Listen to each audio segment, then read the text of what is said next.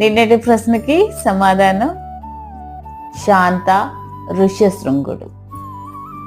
ఋష్యశృంగ మహర్షి తన ధర్మపత్నితో కలిసి పుత్రకామేష్టి యాగం చేసిన ఫలితమే దశరథునికి 4 పుత్రులు జన్మించారు.